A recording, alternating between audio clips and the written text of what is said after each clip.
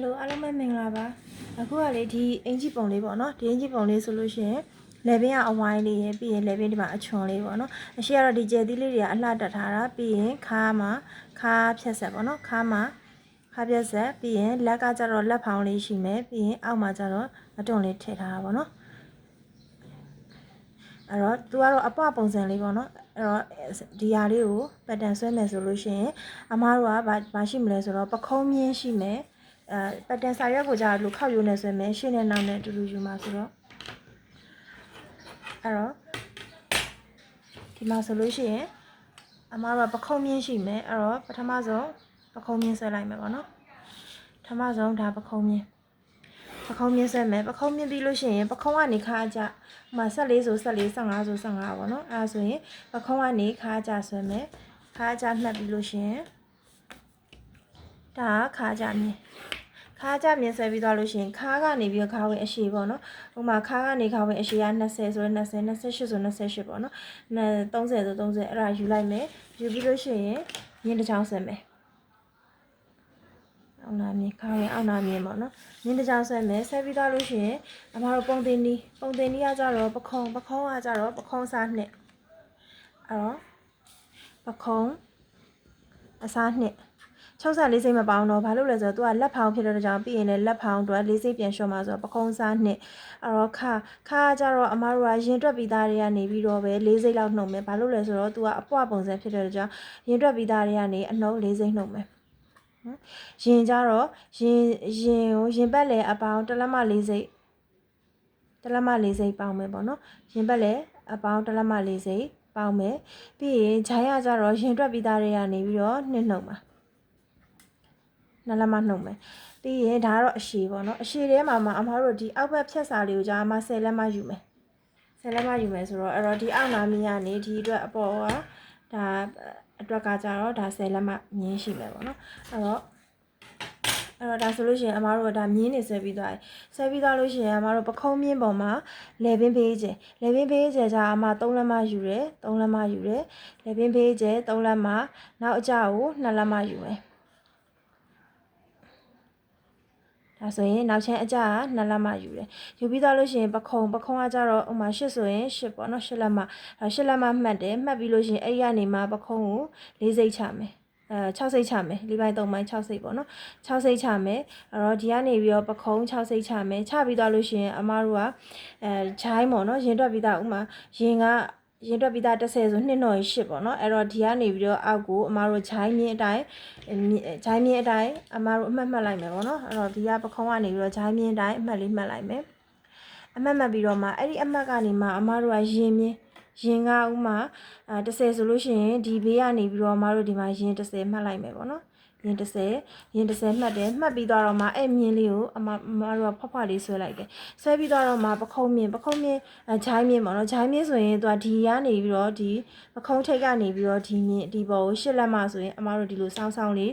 8လက်မဆိုရင်8လက်မစောင်းလေးဆွဲလိုက်မယ်ဆွဲပြီးတော့လို့ရှိရင်အမတို့ခါကြရင်တက်ပြီးသား၄စိမ့်နှုတ်တာဆိုတော့၄စိမ့်နှုတ်လိုက်မယ်အဲ့တော့ဒီမှာဆိုရင်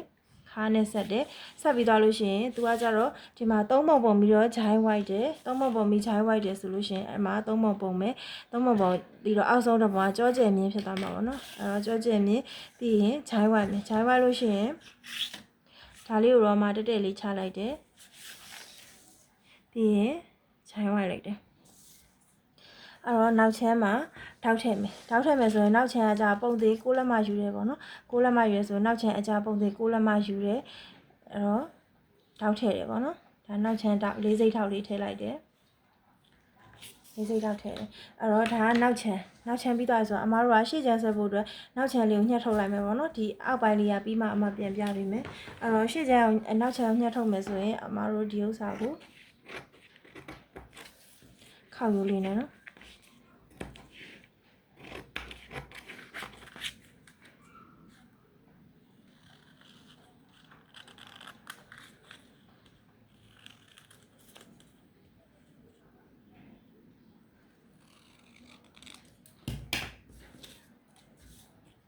အဲ့တော့ဒီမှာအမတို့ကဒီမှာ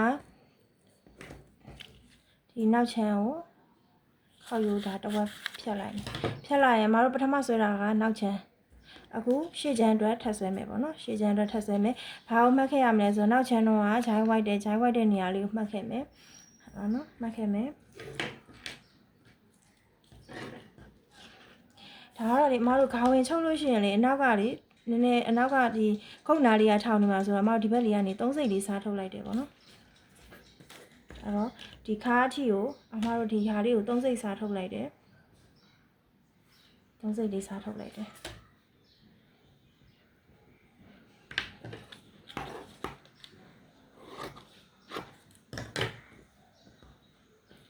ဒါဆိုရင်ဒါနောက်ချမ်းပြီးလို့ရှိရင်အမတို့ရှေ့ချမ်းမှာဆိုရင်ရှေ့ချမ်းထောက်အကျရှိမယ်ထောက်ဆွဲမယ်ပေါ့နော်ရှေ့ချမ်းထောက်အကျရှိမယ်ပြီးရင်ရင်ထိတ်အကွာဝေးနဲ့ထောက်ဆွဲတယ်ပေါ့နော်ရင်ထိတ်ကွာဝေးကိုနှစ်နဲ့စားမယ်ဒါဆိုရင်ထောက်ကွာဝေးရမယ်နော်ရင်ထိတ်နှစ်ခုကွာဝေးနှစ်နဲ့စားပြီးတော့စားလိုက်ထောက်ကွာဝေးအဲ့တော့ဒီမှာခါထောက်ရှိမယ်ပြီးရင်အမတို့ဒီမှာအရှေ့ချမ်းကြတော့အမတို့ဂျိုင်းထောက်ရှိမယ်လေးစိတ်ထောက်ဂျိုင်းထောက်လေးရှိမယ်ဂျိုင်းထောက်ရှိမယ်ပြီးရင်လေပင်ဖောက်မယ်ဆိုတော့အမတို့ကရှေ့ဒီမှာကြတော့ရှေ့ချမ်းဆိုလို့ရှိရင်လေပင်က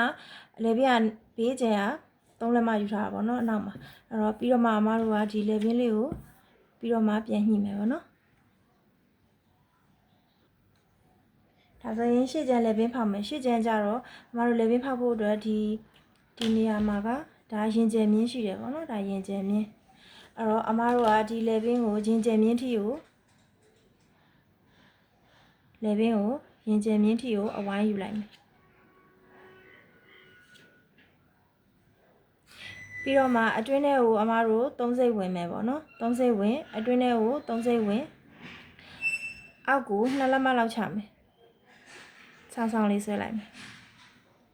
နော်ဒါဆိုရင်လေပင်ဖောက်တယ်ဒီဂျိုင်းကြတော့ရှင်အမတို့ဒီကနေပြီးတော့6စိတ်ချတယ်ပြီးရင်4စိတ်ဝင်တယ်ပေါ့နော်ဒါအင်ဂျီတွေနဲ့တူတူပဲအဲ့တော့ဒီမှာပခုံးလေးဆွဲမယ်ပြီးရင်ဒီမှာရှေ့ချမ်းနောက်ချမ်းဂျိုင်းဝိုက်မယ်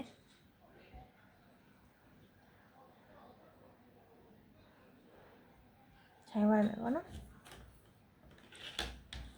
အဲ့တော့လေပင်လေးကနည်းနည်းကျတာဖြစ်တဲ့ကြောင့်အမတို့ဒီဥစ္စာလေးကိုလေပင်မှာအမတို့3စိတ်ထောက်လေးထည့်မယ်အဲ့တော့ဒီထောက်လေးတွေကဖြောက်လိုက်မယ်ပေါ့နော်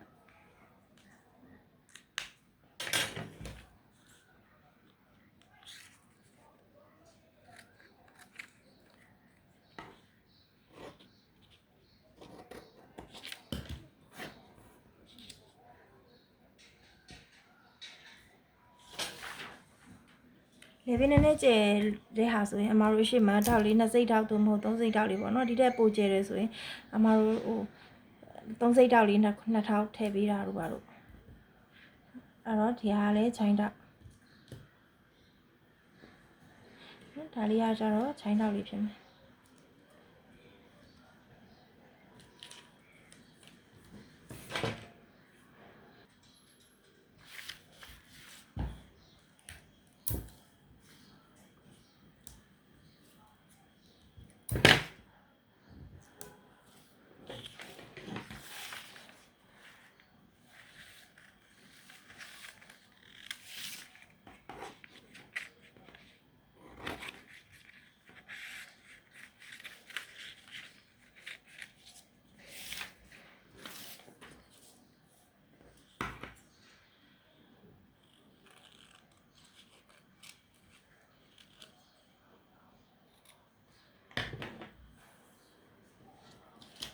ဒါဆိုရင်ရှေ့မှာ6စိတ်ချ4စိတ်ဝင်လိုက်တဲ့အခါကျတော့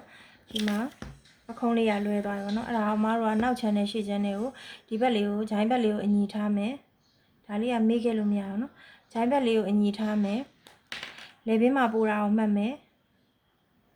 နောက်ချမ်းကို4စိတ်ထပ်ချပြီးတော့အမတို့လေပင်ထပ်ဖောက်လိုက်တယ်နောက်ချမ်းကိုလေပင်ပြန်ညှိလိုက်တယ်နော်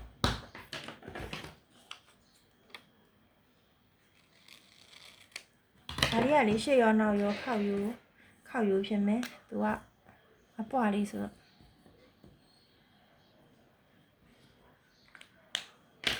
ဒါဆိုရင်ရှေ့ချမ်းနောက်ချမ်းရသွားလို့ရှိရင်အခုနကတော့အမတို့ကဒီမှာဆိုရင်သူ့ကို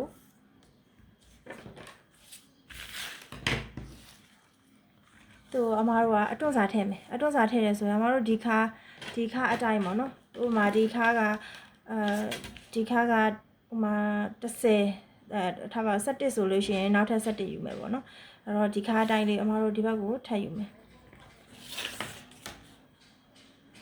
နော်ဒီမှာဆိုရင်တော့ဒီမှာ7 cm ရှိတော့ဒီဘက်ကို7 cm ယူလိုက်တာပေါ့နော်အဲ့တော့ကိုကဒီမှာတိုင်းလို့12လက်မဆိုဒီဘက်ကို12လက်မပေါ့နော်အဲ့တော့အမဒီအတိုင်းလေးပဲရေးလိုက်အဲ့တော့ဒီသူ့အတိုင်းခါအတိုင်းလေးပဲနော်ခါအတိုင်းလေးပဲထည့်ယူလိုက်တယ်ဒီမှာအတွန်းစာထည့်ဖို့ပြီးတော့လို့ရှိရင်အမတို့ဒီအောက်ကို10လက်မယူထားတယ်အဲ့10လက်မကလည်းအဲ့လိုပဲဒီဘက်ဒီအပေါ်မှာယူသလောက်အတိုင်းလေးပဲဒီဘက်ကိုထွက်ပြီးယူလိုက်မယ်ပေါ့နော်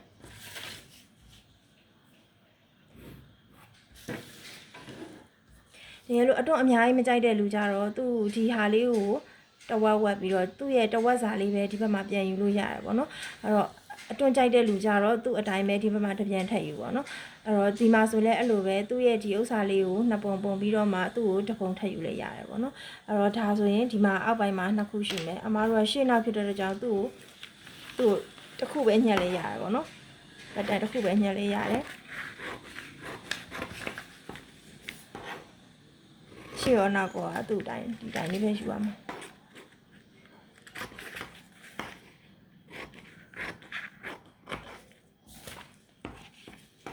ဒါကတော့အလွယ်ဆုံးနည်းပေါ့နော်လက်မနီးဖြစ်တဲ့အကြောင်းအလွယ်ဆုံးနည်းလက်မနီးဖြစ်တဲ့အတွက်ကြောင့်ဟိုနော်လွယ်လွယ်ကူကူမြင်မြန်ဆန်ချုပ်ရှင်နေဆိုလဲအဆင်ပြေတယ်ပေါ့နော်အဲ့တော့အမတို့ကဒီဥစ္စာလေးကိုအရှိတစ်ခုနောက်တစ်ခုနှစ်ခုညှက်ရမယ်ပေါ့နော်ဒီမှာအောက်ပိုင်းလည်းအဲ့လိုပဲအရှိတစ်ခုနောက်တစ်ခုနှစ်ခုညှက်ရမှာပေါ့နော်အဲ့တော့အမဒီမှာနှစ်ခုညှက်လိုက်ပဲပေါ့နော်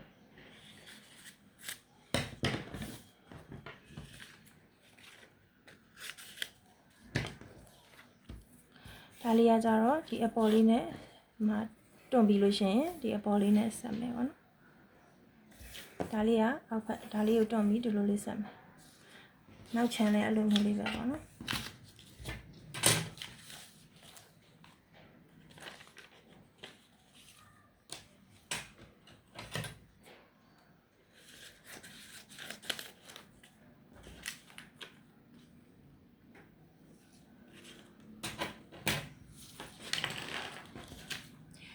အဲ့တော့သူကနှစ်လွှာစီညက်မယ်ဆိုတော့ဒီမှာလည်းတစ်ခုဒီမှာနှစ်လွှာဒီမှာလည်းတစ်ခု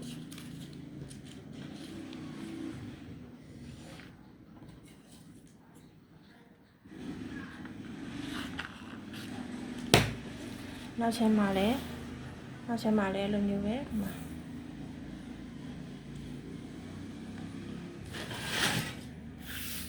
ရှိချင်ပြီးတော့ရင်အမကလက်ပတ်တန်းညှက်မယ်လက်ပတ်တန်းညှက်မယ်ဆိုရင်လက်ကကြတော့ပုံမှန်ရိုးလက်ပတ်တန်းဆွဲလိုက်တာပေါ့နော်ပုံမှန်ရိုးလက်ပတ်တန်းကတော့လက်ပတ်တန်းကြတော့ဒီမှာအရင်ဆုံးဂျိုင်းတိုင်းယူတယ်ပြီးရင်လက်အရှိယူတယ်လက်အရှိပြီးလို့ရှိရင်ဖောင်းခတ်လိုက်တယ်လက်စံလေးဗီဒီယိုလေးလည်းတင်ထားတယ်နော်အဲ့တော့ဒီဘက်ကဂျိုင်းဖြစ်မယ်ဒီဘက်ကလက်ဝါဖြစ်မယ်ဒီဘက်ကလက်အရှိဖြစ်မယ်ပေါ့နော်လက်ရှိဘက်ကိုမတို့ကခောက်ရိုးနဲ့သွားတယ်ပြီးရင်ဒီကနေပြီးတော့လက်အမြင့်ယူတယ်လက်အမြင့်ကလက်မြင့်ရင်ဘက်လည်းနဲ့သွားတယ်ပေါ့နော်လက်အမြင့်ယူတယ်ယူပြီးသွားလို့ရှိရင်သုံးပုံနဲ့ပေါ့နော်အခုကျတော့လက်ဖောင်းဖြစ်တယ်သူကအပေါ်ဘက်ကိုထောင်ပါဆိုအပေါ်ဘက်ကိုအမတို့က3လက်မယူလိုက်တယ်3လက်မနော်လက်အရှိကိုဒီဘက်ကိုဆက်ဆွဲ3လက်မအဲ့ဒီကနေမှအမတို့အောက်ဆုံးတစ်ပုံနဲ့လာဆက်ပြီးတော့အတွင်းထဲကိုဒါလေးက2စိတ်ဝင်တယ်ပြီးလို့ရှိရင်အမတို့ဒီမှာလက်ဝါရှိမယ်ပေါ့နော်ဒီမှာဆိုရင်လက်ဝါရှိမယ်အဲ့တော့လက်အရှိကကြတော့လက်အရှိကိုမှအောက်မှာအမတို့ကဒီဥစ္စာလေးကို4လက်မလောက်လာဆက်အောင်မယ်အဲ့တော့ကိုယူထားတဲ့လက်အရှိတွေကနေမှဒီမှာအမတို့4လက်မလောက်ဖြတ်ထုတ်လိုက်တယ်နော်အဲ့တော့လက်ဝါလေးကကြတော့ဒီမှာဒါလေးကလက်ဝါ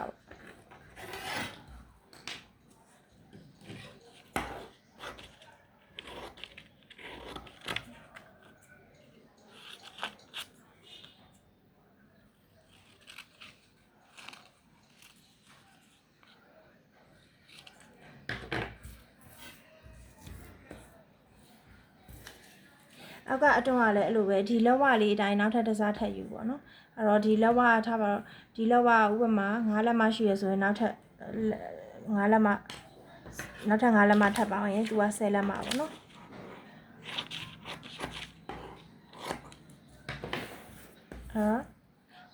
လက်အရှိတွေကနေမှဒီအောက်ကဟာလေးက4လက်မရှိမယ်သူကကြတော့လက်အရှိတိုင်းအောင်မှနောက်ထပ်တစ်ခါတစ်ပြန်ထပ်ပေါင်းထားတယ်ဒါအသေးလေးနဲ့ပဲပြပေးထားလို့သူကလည်းဒီမှာခောက်ယူညှက်ရမယ်နော်အဲ့တော့ဒီသူကလည်းခောက်ယူညှက်ရမယ်သူကလက်ကတစ်ချမ်းပဲဆွဲထားဆိုတော့ခောက်ယူနေဒါကလက်ပတ်တန်လေးဖြစ်မယ်ဒါကလက်ပတ်တန်လေးဖြစ်မယ်ပြီးရင်ဒါကနောက်ချမ်းပတ်တန်လေးဖြစ်မယ်ပြီးရင်ဒါရှေ့ချမ်းပတ်တန်ဒါဆိုလို့ရှိရင်ဒီအင်ကြီးပုံလေးပေါ့နော်အင်ကြီးဘယ်လိုပြောမလဲဂါဝင်လေးတွေကတော့လွယ်တယ်ပေါ့နော်အဓိကမြင်းနေပခုံးမြင်းရယ်ခါးကြမြင်းရယ်တင်မြင်းပြီးရင်အရှည်မြင်းပေါ့နော်အဲ့ဒါလေးတွေအရင်ဆွဲပြီးတော့မှသူ့အတိုင်းလေးနဲ့ဆွဲလိုက်လို့ရှိရင်ဒါဂါဝင်ချုပ်နေရတော့လွယ်တယ်ပေါ့နော်ဒါဆိုရင်ဒီအင်ကြီးပုံလေးပြီးသွားပြီပေါ့နော်အဲ့တော့အားလုံးကျေးဇူးတင်ပါတယ်